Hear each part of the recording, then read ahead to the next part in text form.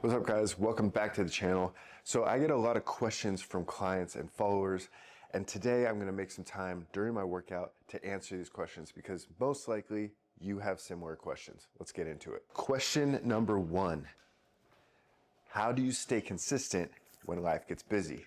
All right, so let's be real. Life is never not busy, especially once you're in your 30s and you have a career and you have children. And then it just continually just gets exponentially more busy as life goes on. There's like never a time where you have absolute free time. So what I'm saying is, if you are trying to prioritize your health and your fitness, you must treat it like a business meeting. I'm sure you guys have those, or a briefing, or whatever you do with work. It has to be blocked off. You have to block off time and schedule it. And these time frames that you have scheduled are non-negotiable.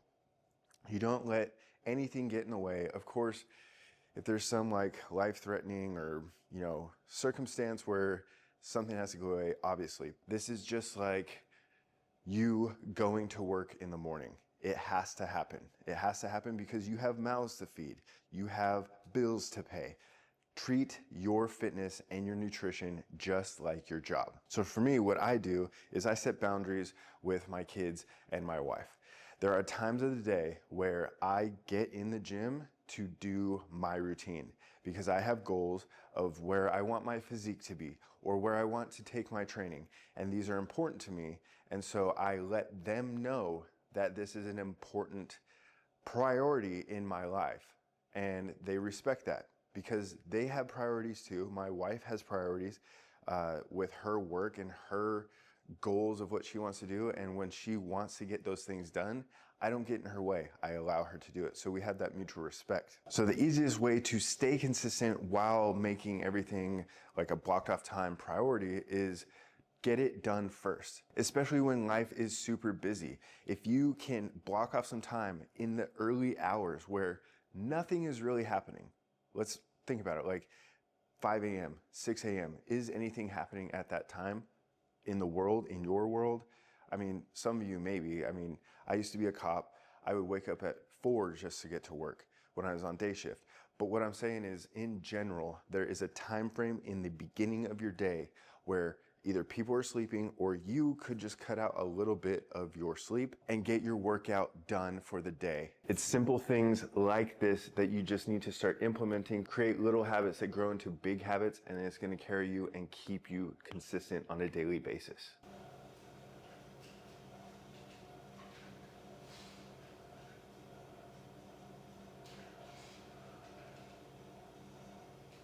Okay, so the best way to lose fat without losing a whole bunch of muscle.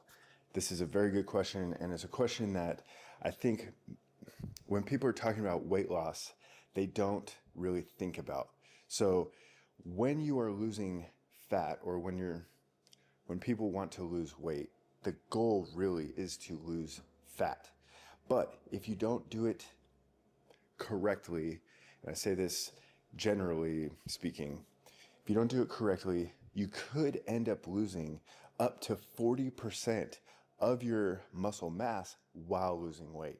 And this happens because you're not doing resistance training. While you're in a fat loss phase, when your goal is to lose weight, which everybody knows you're trying to lose fat, the point here is to retain as much muscle mass as you can during that fat loss phase. And how you do this is by doing resistance training during your fat loss phase. By doing resistance training during a fat loss phase, you are stimulating your muscles to continue to grow and repair themselves. I'm gonna take these off because I can't hear myself talk. So when you're in a fat loss phase, you're wanting to do this resistance training to continue to stimulate those muscles to grow. But even though you're in a calorie deficit and you won't necessarily be growing more muscle, it will help you maintain the muscle that you have during that fat loss phase.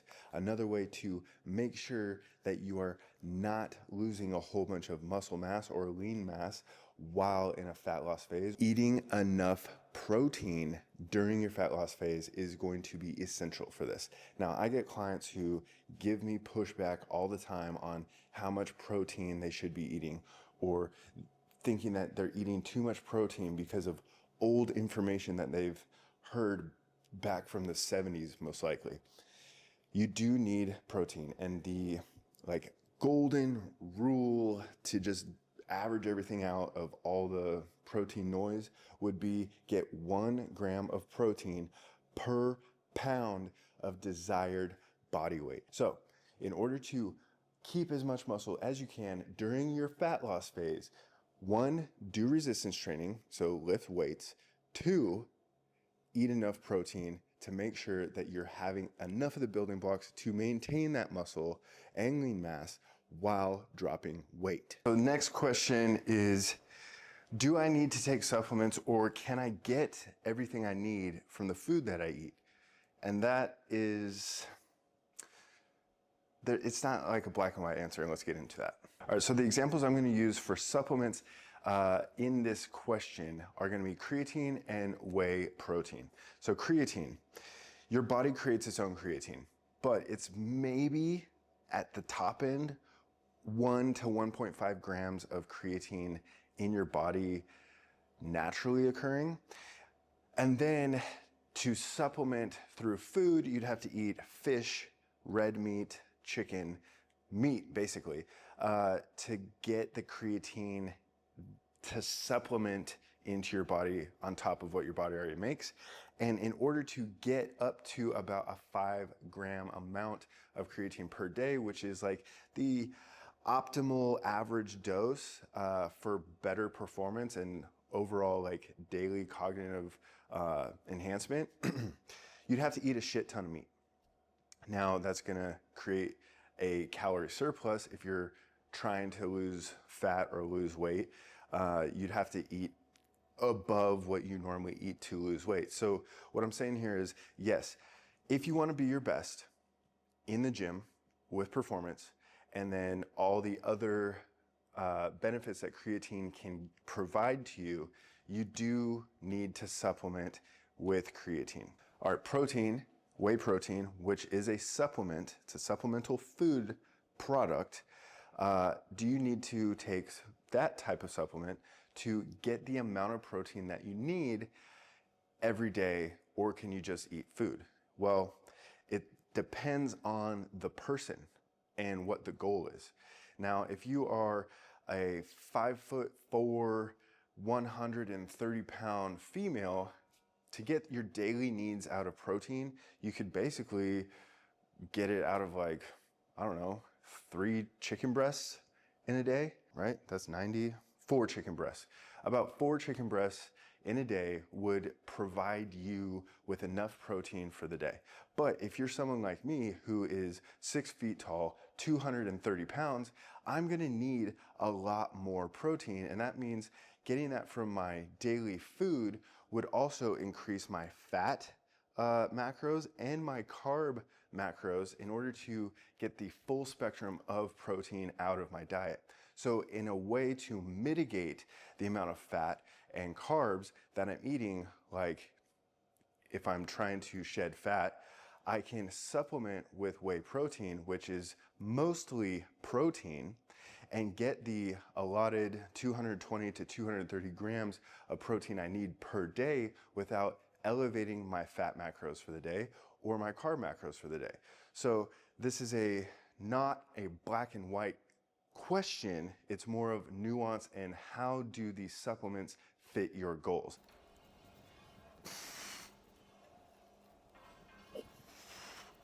So another question I get is, do I need to take a pre-workout? And again, this is like a nuanced question. It's not a one-size-fits-all question, but I'll just lay out the benefits and what it can do for you, and you can make the decision. So I own Apogee Performance Nutrition. My pre-workout is Outer Limit, and here's a link in the description, apogeesubs.com, if you want to try it out. But no, not everyone needs to be taking pre-workout. Pre-workout is for someone who wants to go above and beyond or needs that extra push. Now, with my pre-workout, you got the caffeine and several different amino acids that help with performance. The caffeine will boost you real quick and get your ass going for that much needed motivation if you're someone who is lacking in motivation when it comes to working out, or you just love that kick and that push from caffeine. Now, the other thing about pre-workout is, well, in Outer Limit at least, the amino acids have different performance enhancing benefits. So like beta alanine, for example, that is a lactic acid buffer. So you know that burn in your muscles that tends to build up after rep and rep and rep, and then you get to a point where you just can't do it anymore? Well, what that does, what beta alanine does, is it buffers that lactic acid. So it allows you to push a little bit further, get a little bit more reps, get that one more rep in to really get that progressive overload, which helps you grow muscle or extend your training and push you a little bit further so that you can exceed your limits. It also is going to provide you with performance benefits to make you better than you already are. So if you're here, it's going to take you to here. Now, if you don't want to be here, you don't need the pre-workout. But if you do want to take it up, get the pre-workout. And that's where my stuff, Outer Limit, will help you out. Go ahead, like I said, link in the description if you want to give it a try. Next question is, what is your go-to pre-workout meal? My pre-workout meal is breakfast. So what I normally eat for breakfast is 2 whole eggs with about 275 grams of egg whites mixed in, scrambled together. And then I also have about a cup of oatmeal with about 15 grams of honey. I roughly eat it about 2 to 3 hours before my workout. So I eat that around 6:30 and I start working out around 8:30 to 9 o'clock. But before I hit the weights, before I enter the gym, before I go on a run, whatever, I drink a protein shake that is comprised of 1 scoop of whey protein. That way, I had my pre-workout meal with proteins, fats, and carbs, and now I'm just priming my body with a little bit of protein during my workout so that when I'm finished with my workout, there's already those amino acids that are getting broken down in my stomach and put into my bloodstream before I even finish my workout. I'm sure, like, down the list, what is my post-workout meal? I'll just get into that right now.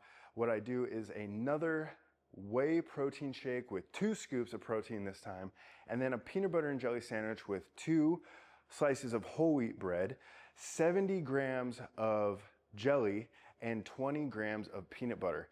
That's what it's comprised of right now, but as my calories, like if I'm in a fat loss phase, which I currently am in, as my calories have to be chipped away to achieve a little bit more fat loss, what I will do is modify the amounts in the peanut butter and jelly sandwich. I still have a peanut butter and jelly sandwich because I enjoy that every day, but I'll maybe cut it down to 1 piece of bread or less peanut butter or jelly. So there you have it. You have a pre-workout meal with proteins, fats, and carbs to fuel you through that workout. You get a little bit more protein right before the workout, and then post-workout, you're gonna have protein, a little bit of fat, and a good amount of carbs to start the recovery process. How do I know if I'm overtraining? You're gonna have some big signs here. 1, fatigue. If you're overtraining, you're just pushing yourself past the point of recovery, you're gonna be fatigued. Fatigue is gonna show itself in the fact that you are tired just during your day all the time, or while you're lifting, the lifts that you normally can get. So say I'm doing 245 pounds on the bench press. If I can't do it the following week for the same amount of reps or the same amount of weight for the same amount of reps, then I'm probably pushing myself too far because I'm not able to recover in time to get the same rep or lifts that I got the previous week before. You always want to be able to get a little bit more. So let me give you an example. I just started training for the Spartan Beast that is in October. It is currently February. I definitely have experienced some overtraining because what I'm doing now is I'm continuing to do my bodybuilding style lifting, but I'm also now incorporating a lot more running. I'm doing about 2 to 3 miles almost every day. Will I eventually adapt and be able to do that much work? Hopefully. But I am experiencing overtraining. And one of the risky things with overtraining is if you're not giving yourself the time to recover from the training that you're doing, you're going to be at risk for injury. And if you're injured, you can't train at all, or you can't train what you want to be training. So the point here is, in order to be sufficiently recovered to prevent overtraining, if you are experiencing fatigue within your routine, it may be time to take a couple more rest days or dial back the volume and intensity. Another sign of overtraining is your sleep is complete shit. So during the first week of my training for the Spartan Beast, my sleep was absolute dog shit. Like, I wear my Garmin watch every night so I can like track my sleep, and normally my sleep is around an 80, 85 of a sleep score. During that first week of my body trying to recover, my sleep score was in the 30s. And trust me, like, the days that I'd be awake, obviously you're awake during the day, but when I'd be awake, I felt like I got hit by a fucking bus. So there's a sign of overtraining right there. If you feel like shit during the day all the time, it's time to take a rest. Listen to your body, take a couple rest days, back it off on the volume or the intensity, allow your body to rebuild itself so that you can then push yourself a little bit harder. Next question is, what is your advice for someone who is just starting their fitness journey when they're 40? Let's get into that. Number one, set realistic goals. Be smart about this, because if you try to go too hard, too fast, you're gonna injure yourself. And if you injure yourself, you're out of the game. Start off with just body weight movements, push-ups, sit-ups, pull-ups, and body weight squats. Do this for a month, get your work capacity up, make sure your body understands that you're moving again before you start trying to do hard shit. The other thing that I would say is, if you are just getting back into it, start off with moving your body before you even try diet.